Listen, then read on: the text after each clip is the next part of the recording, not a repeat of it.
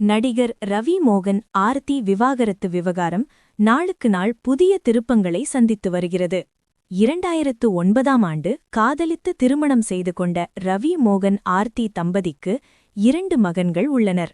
திருமண வாழ்க்கை நன்றாக சென்று கொண்டிருந்த நிலையில் 2024ஆம் ஆண்டு திடீரென ஆர்த்தியை பிரிவதாக ரவி அறிவித்தது ஒட்டுமொத்த ரசிகர்களுக்கும் அதிர்ச்சியாக அமைந்தது. இந்த விவகாரத்தில் எனக்கு உரிய மரியாதை கிடைக்கவில்லை என்று ரவி கூறிய நிலையில் ஆர்த்தியோ என்னிடம் பேசாமல் ஒருதலைப்பட்சமாக முடிவெடுத்தார் என்று மறுத்திருந்தார். இதற்கிடையே ரவியின் அறிக்கையில் ஆர்த்தியின் தாய் சுஜாதா பற்றிய குறிப்புகள் இடம்பெற்றதால் சுஜாதாதான் இந்த பிரிவிற்கு காரணம் என்ற பேச்சுகள் சமூக வலைதளங்களில் பரவத் தொடங்கின.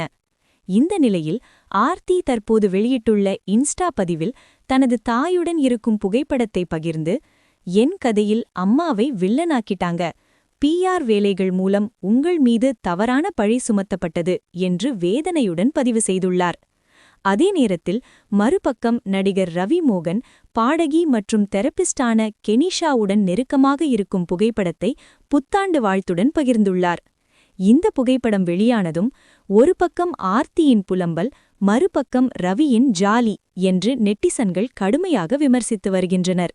மேலும் ஆர்த்தி ஜீவனாமசமாக மாதம் 40 லட்சம் ரூபாய் கோரி நீதிமன்றம் சென்றுள்ள நிலையில் இந்த விவகாரம் சட்ட ரீதியாகவும் தீவிரமடைந்துள்ளது.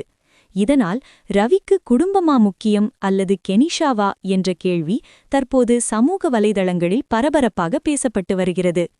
இந்த சர்ச்சையின் இறுதி முடிவு என்ன? உண்மை யார் பக்கம்?